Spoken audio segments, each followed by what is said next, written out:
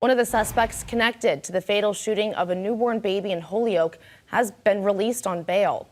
Alejandro Ramos is one of 3 people facing murder charges after police say a fight broke out, leading to gunfire on Sargent Street back in October of 2023. Investigators believe a bullet hit a PBTA bus when an uninvolved pregnant woman on board was hit and taken to the hospital in critical condition. She was forced to deliver the baby, who later died. Ramos was indicted on a murder charge by a Hampden County grand jury in December of 2023. Yesterday, he was released on bail and will be required to follow all pretrial conditions of release, as well as wear a GPS monitor.